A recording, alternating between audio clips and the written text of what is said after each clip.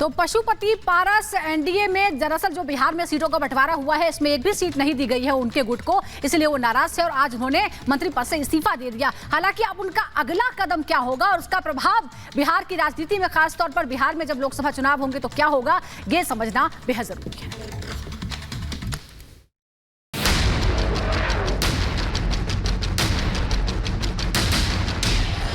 व्यक्तिगत रूप से हमारे साथ नाइंसाफी हुई। मैं भारत सरकार के कैबिनेट मंत्री से मैं त्याग कर देता हूं।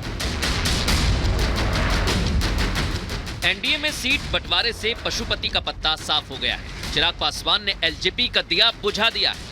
भतीजे ने चाचा को साइडलाइन कर सांसद तोड़ने का बदला ले लिया। बिहार एनडीए में लोकसभा चुनाव के सीट बंटवारे का ऐलान होने के बाद एलजेपी अध्यक्ष पशुपति पारस को झटका लगा है। एनडीए की सीट बंटवारे में उन्हें कुछ भी हाथ नहीं लगा, जिससे नाराज होकर पशुपति पारस ने प्रेस कॉन्फ्रेंस का वादा किया।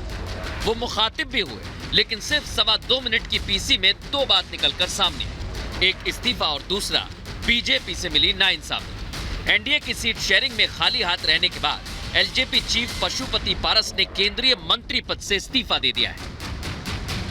नाराजगी ऐसी कि पशुपति पारस यही नहीं रुके, उन्होंने बीजेपी पर न सिर्फ नाइंसाफी का आरोप लगाया, बल्कि ये भी कहा कि वफादारी का पार्टी ने अच्छा सिला दिया। हम लोग 5 सांसद थे, हमारी पार्टी में 5 सांसद थे।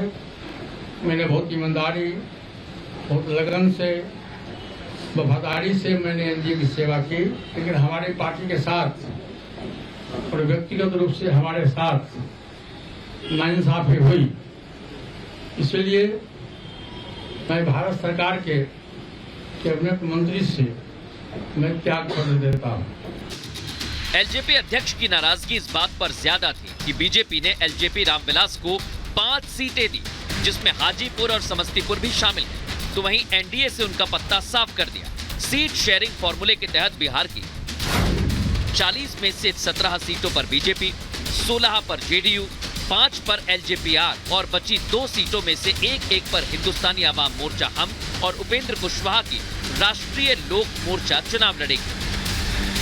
अरे हर दल का अपना तरीका होता है, अपने होते हैं, अपने पूरा एक कैनवास पे देखना पड़ता है कि किस क्षेत्र में क्या, कौन सा दल और किस प्रकार के उम्मीदवार का चयन होगा। अब जाहिर है उन्होंने कर लिया। कितनी निराशा है, कितने लोग परेशान हैं, ये मुझसे बेहतर आप सब लोग जानते हैं और एनडीए के लोग जानते हैं। मोदी कैबिनेट से इस्तीफा देने के साथ ही पशुपति ने भले ही नई राह पर चलने का ऐलान कर दिया, लेकिन उनके साथ एक भी सांसद खड़ा नजर नहीं आ रहा। जिस वक्त एलजेपी अध्यक्ष एनडीए का साथ छोड़ने की बात कह रहे थे, उस वक्त उनके साथ एक भी सांसद मौजूद नहीं था, जिसमें खगड़िया से सांसद चौधरी महबूब अली कैसर, वैशाली सांसद वीणा देवी, नवादा से सांसद चंद्र सिंह और समस्तीपुर से सांसद और उनके भतीजे प्रिंस राज शामिल हैं। भविष्य की राजनीति आज हम अपने पार्टी के जितने भी हमारे वरिष्ठ कार्यकर्तागण हैं, उनके साथ मैं बैठ के चर्चा करूंगा। यानी साफ है, पशुपति पारस अब अकेले पड़ चुके हैं और माना जा रहा है कि पशुपति पारस हाजीपुर सीट से चुनाव लड़ सकते हैं और इसी सीट से चिराग को भी एनडीए की तरफ से टिकट मिला है। साफ है कि आने वाले वक्त में ये लड़ाई काफी दिलचस्प होगी। Bureau report, Republic Bharat. तो देखा आपने, बिहार में सियासी समीकरण बदल रहे हैं। अब आपको लेकर चलते हैं झारखंड। वहां पर सीता सोरेन ने भी एक बड़ा झटका दिया जेएमएम को। उन्होंने अब भारतीय जनता पार्टी का दामन थाम लिया। सीता सोरेन कौन है? हेमंत सोरेन की भाभी हैं और नाराज चल रही थी। आपको याद होगा जब चंपई सरकार का गठन हो रहा था तब उनकी नाराजगी की खबरें थी, लेकिन नाराजगी के बीच उन्होंने, हालांकि उनको ले जाया गया और उनसे बातचीत की गई और यह कहा जा रहा था कि सीता सोरेन अब नाराज नहीं है, लेकिन आखिरकार उन्होंने बीजेपी का दामन थाम लिया है।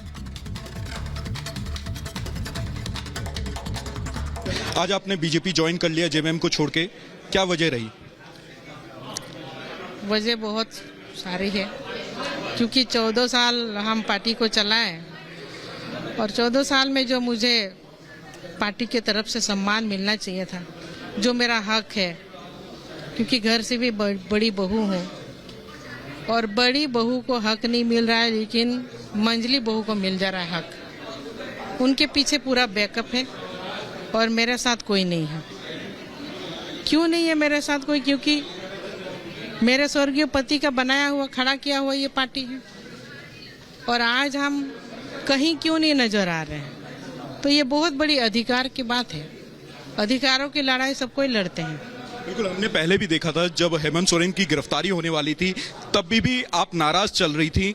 आप दिल्ली में मौजूद थी, आपने कहा था कि जो हो रहा है पार्टी में वो सही नहीं हो रहा। जी बिल्कुल, क्योंकि जो सपना रहा है, झारखंड को अलग राज्य क्यों बनाए हम लोग? बाबा ने और स्वर्गीय दुर्गा सोरेन जी ने क्यों बनाया? क्योंकि वहाँ के कई दबे कुचले लोग हैं, हमारे गरीब आदिवासी लोग हैं। खनिज पदार्थ से तो भरा हुआ राज्य है, लेकिन विकास से क्यों अछूता है? वहाँ के लोग आए दिन पलायन कर रहे हैं, बाहर नौकरियों के लिए जाते हैं और उनके साथ कई ऐसे घटनाएं होती है, कई लोग तो लौट भी नहीं पाते हैं। तो इस राज्य को किसने गरीब बनाया? तो सीता सोरेन की नाराजगी पहले भी जाहिर हो चुकी थी और आज तो उन्होंने संबंध ही तोड़ लिया। हमारे सहयोगी लोमस हमारे साथ जुड़े हैं, सीता सोरेन से बात भी आपने की। लोमस, ये नाराजगी पहले से ही थी, किसी तरह से समझा बुझा लिया गया था, लेकिन अब तो संबंध विच्छेद ही कर लिया आज सीता सोरेन ने।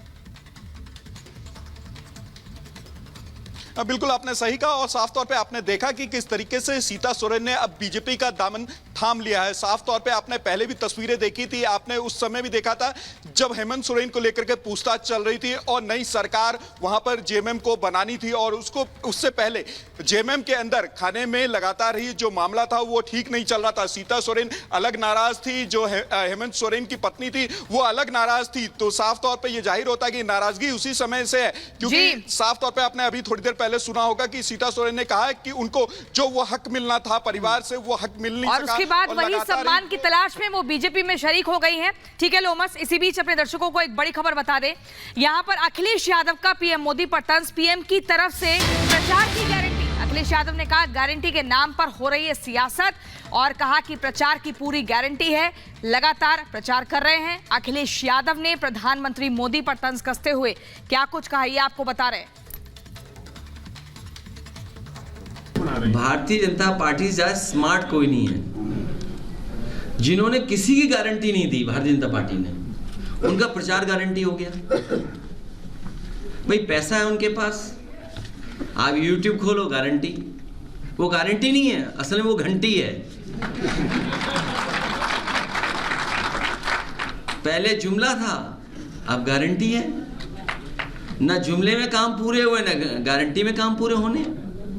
अगर ये गारंटी थी तो गारंटी इस बात की भी तो थी कि 60 लाख बच्चों का अगर पेपर लिखा जाएगा, देने के लिए आएंगे तो पेपर लीक नहीं होगा। इनकी सरकार में एक ही गारंटी है कि नौकरी नहीं मिलेगी आपको।